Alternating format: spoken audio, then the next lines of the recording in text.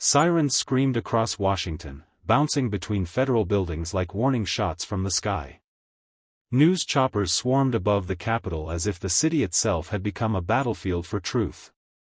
And right in the middle of this chaos, one headline detonated across every screen in America. Trump's media war collapses, Denzel saw it coming. Millions clicked instantly. Because everyone remembered the moment Denzel warned him. It was 6 weeks earlier. A televised panel. A heated exchange.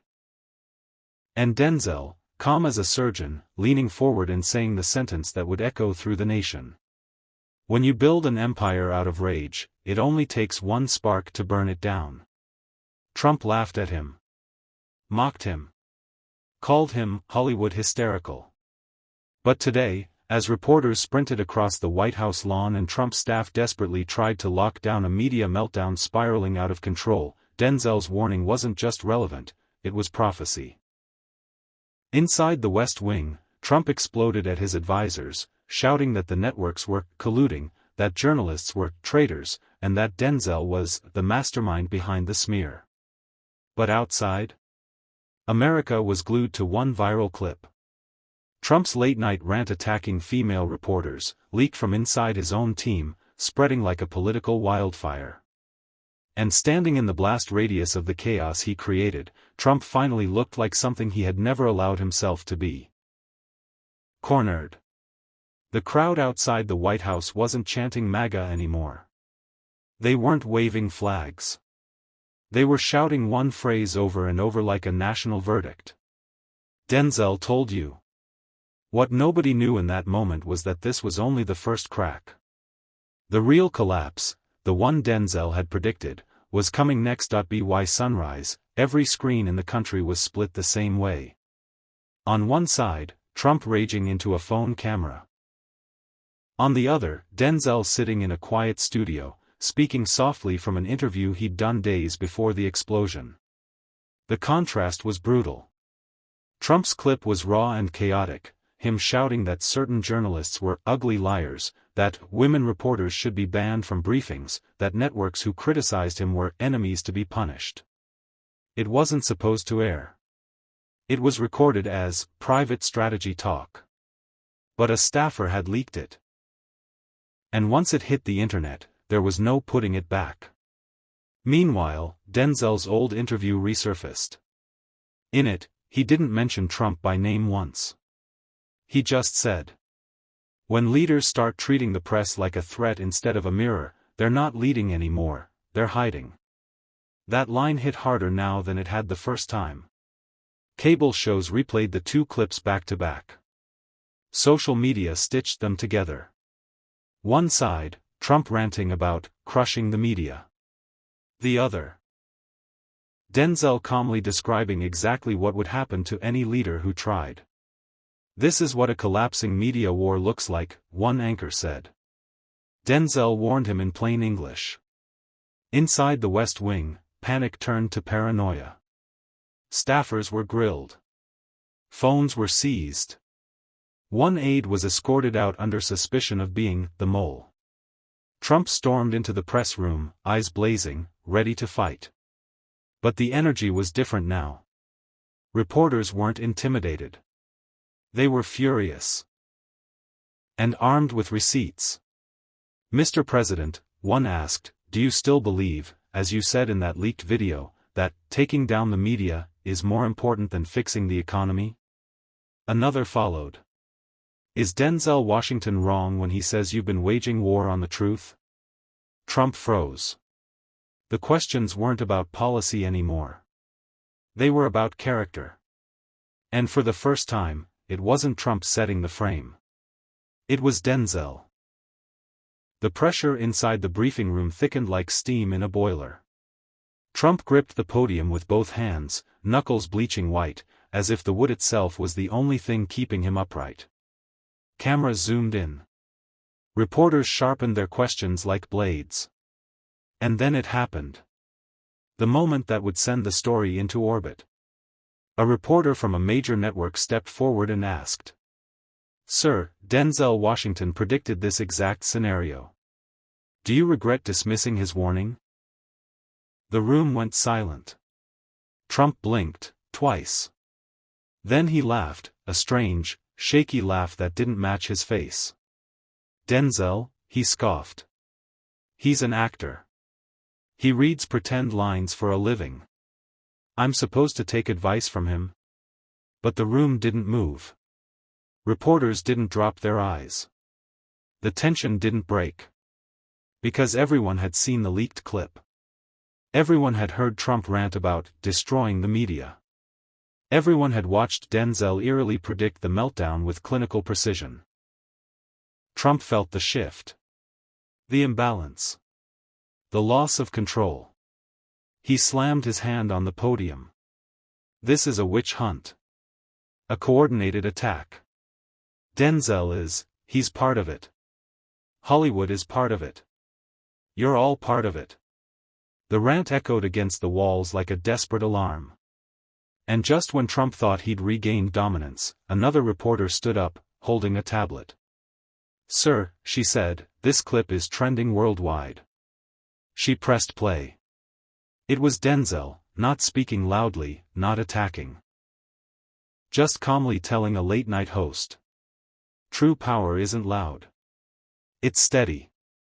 Loud men fall because they never see the cracks forming under their own feet. The room seemed to tilt. Reporters stared at Trump. Trump stared at the screen. The clip ended with millions of views displayed at the bottom. He snapped. "Turn that off. Turn it off now." But it was too late. The world had seen the contrast. A calm voice predicting the fall. And a panicked man living it.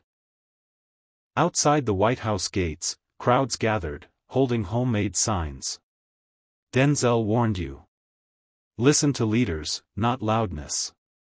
The media war wasn't just collapsing. It was collapsing in public. And Denzel wasn't even in the room. By the next morning, the narrative had slipped completely out of Trump's hands. Cable news anchors spoke with a tone usually reserved for natural disasters. Social media wasn't just criticizing him, it was dissecting him like a fallen monarch. And in every segment, interview, and trending thread, one name kept resurfacing. Denzel. Not because he attacked Trump. Not because he insulted him. But because he predicted him. Inside the West Wing, advisors scrambled like firefighters in a burning building. Phones rang non-stop, staffers whispered frantically into headsets, and every doorframe carried the uneasy energy of a looming collapse. In the middle of the chaos, Trump erupted from the Oval Office. "I want a statement written now. Something strong. Something powerful. Something that makes Denzel look like the bad guy." His communications director swallowed hard. "Sir, that won't work." Trump froze. "Excuse me?" She held up her tablet. On screen was a new video, already at 12 million views. Denzel again. This time speaking at a college Q&A. When leaders fear truth, they attack the truth-tellers. But truth doesn't flinch. And it doesn't lose. The students had erupted in applause. The internet embraced it like gospel. Trump snatched the tablet, stared at it, trembling with something between outrage and panic. "He thinks he's some kind of philosopher," he barked. "No," the director said softly. "The country does." That line hit Trump harder than any headline. He stormed toward the window overlooking the press lawn. Reporters were gathering again. More than usual. Dozens. Maybe 100. The fallout had turned into a spectacle. Suddenly, Trump saw something that made his breath hitch. A giant banner across the street. Denzel was right. Not political. Not partisan. Just truth. A crack formed in Trump's expression, barely visible, but unmistakable. The crack Denzel had warned about. His media war wasn't slipping away. It was collapsing, slipping through his hands like sand. And for the first time in years, his voice didn't echo with certainty. It trembled. The collapse accelerated faster than anyone expected. By afternoon, 3 major networks, ones Trump once counted as allies, began airing split-screen coverage, Trump's angry remarks on one side, and on the other, Denzel calmly explaining media truth, manipulation, and the danger of leaders who fear transparency. It wasn't even a competition. One side looked chaotic. The other looked presidential. In a quiet briefing room somewhere in Los Angeles, Denzel watched the coverage with a stillness that carried both gravity and fatigue. His team huddled around him, phones buzzing non-stop. "You just hit 30 million views," his publicist said. "People aren't calling this commentary anymore. They're calling it clarity." Denzel exhaled softly. It shouldn't take chaos for people to want the truth. Meanwhile, inside the White House, panic hardened into denial. Trump demanded a private meeting with his senior media advisor. When the advisor arrived, Trump was pacing like a caged storm. "Tell me how this happened," Trump barked. "How does an actor, beat the President of the United States in a media battle?"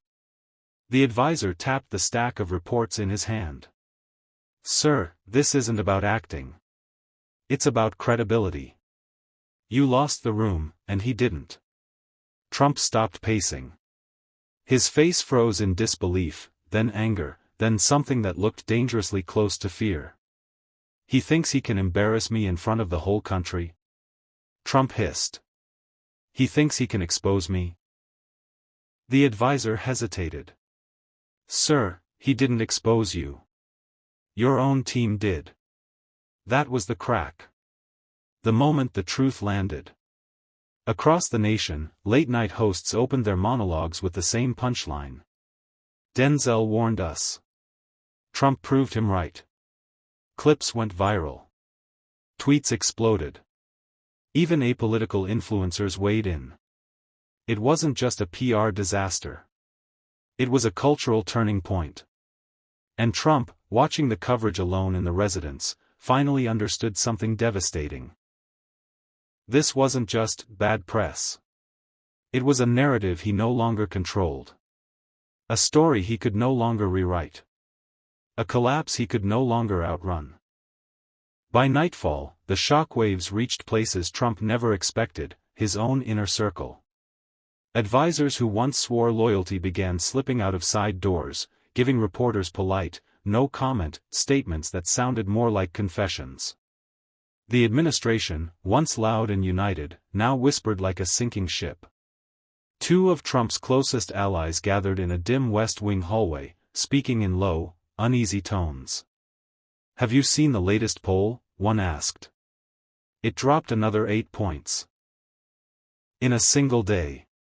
The other sighed, rubbing his temples. "This isn't a poll drop. This is a free fall." And above all the numbers, the headlines, the chaotic cable chatter, one clip kept looping on every screen. Denzel saying, "A leader who fears truth eventually loses everything built on lies." The clip grew into a rallying cry. A cultural echo. A mirror the White House couldn't escape. Meanwhile, Denzel walked through a quiet studio corridor preparing for a brief interview. He wasn't smiling. He wasn't triumphing. He looked like a man carrying responsibility he never asked for. His producer approached him gently. "Do you realize you started something, national?" Denzel shook his head. "No. I didn't start anything. The truth just finally got loud enough." Back in Washington, Trump slammed a folder shut so hard it echoed across the Oval Office. Inside the folder were screenshots, memes, quotes, reaction videos. All featuring Denzel. All painting Trump as the architect of his own downfall. "This is a hit job," Trump snarled. "A coordinated attack." But deep down, even he knew. No enemy had done this. He had. And the nation had simply connected the dots Denzel had pointed to months ago. For the first time in a long time, Trump felt hunted by the very spotlight he once commanded. The media battlefield was no longer his arena. It was his autopsy. The next morning, Washington woke up to something unprecedented. Silence from Trump. No tweets. No videos. No impromptu statements shouted over helicopter blades. His absence became louder than his presence ever was. News anchors leaned toward their cameras, voices dripping with intrigue. Is this the first time Trump has no response? What does this silence mean? Has Denzel's warning finally caught up to him? While the country speculated, Trump sat alone in the residence, staring at a TV playing the same montage. Denzel speaking calmly. Crowds cheering. Polls collapsing. Late-night hosts laughing. And then the worst one. Republican strategists admitting on air that Trump's media strategy was officially broken.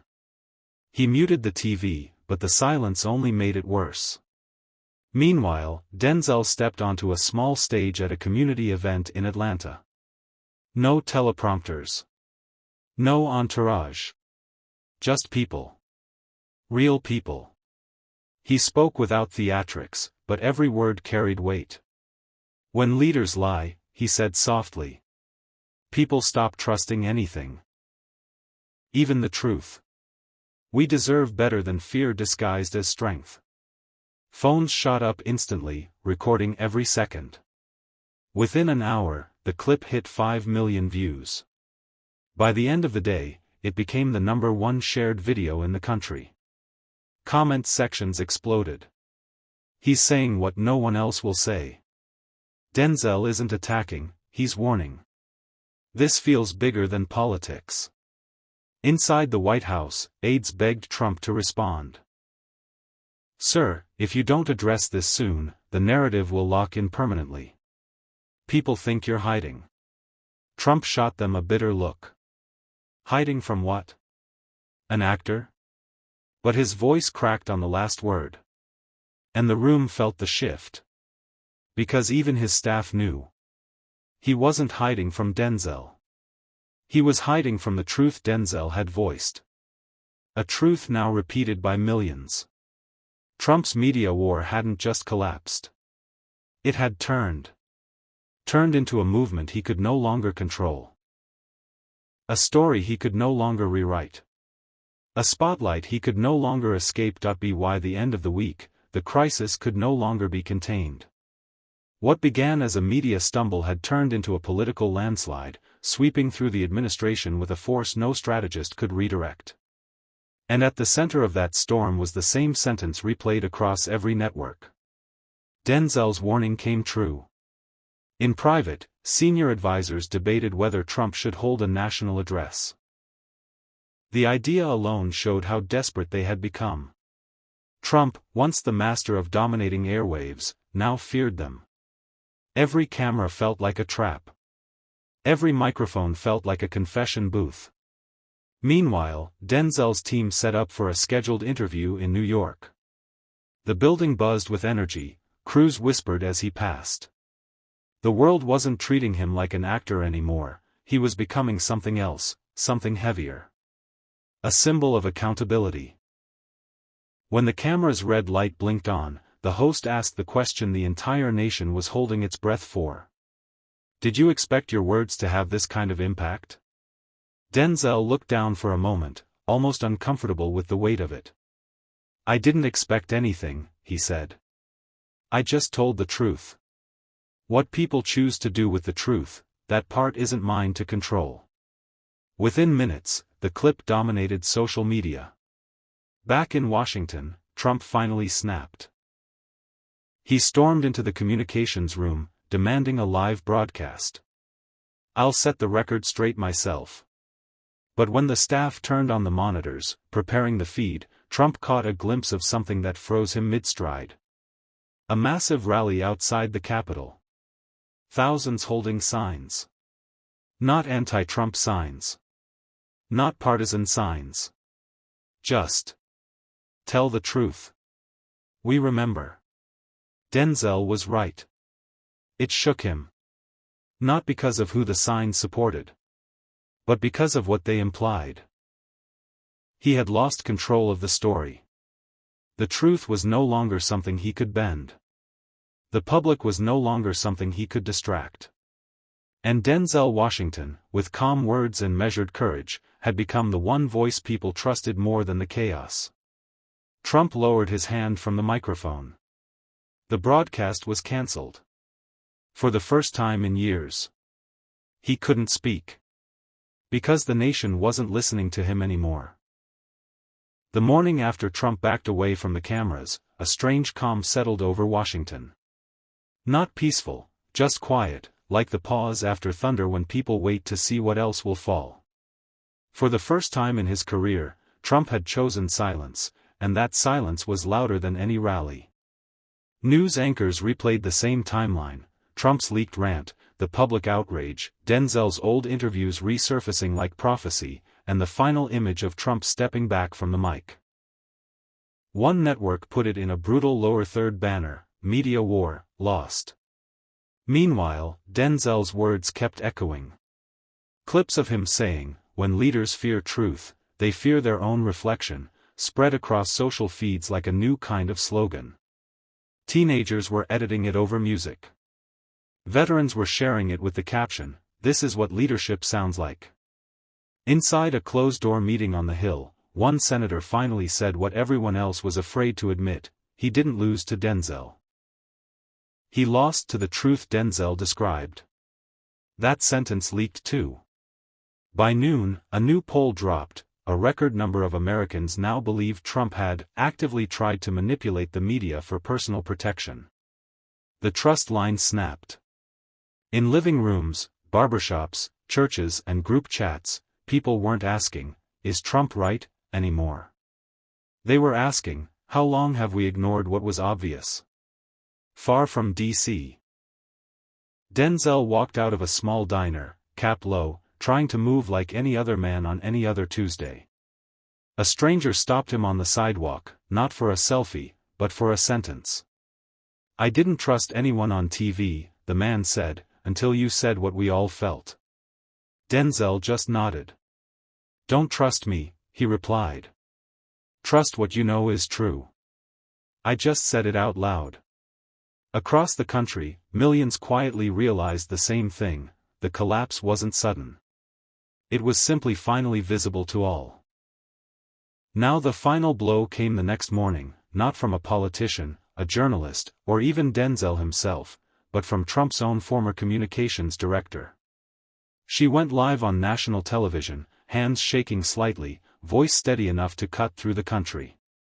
"We weren't managing a media strategy," she said. "We were managing panic." And Denzel wasn't attacking the president, he was describing what was already happening behind closed doors. Within minutes, every major outlet replayed the clip on loop. The message was undeniable: the collapse wasn't caused by Denzel. It was confirmed by him. Trump watched from the residence, eyes locked on the screen as the woman he once trusted revealed everything he spent years trying to hide. Not scandals. Not secrets. Something worse. His fear of the truth. Meanwhile, Denzel arrived at a community center in Detroit for an event he committed to long before the chaos. Kids cheered when they saw him, not because he'd taken on the president, but because he showed up when he didn't have to. When a teenager asked what he thought of Trump's silence, Denzel didn't laugh or gloat.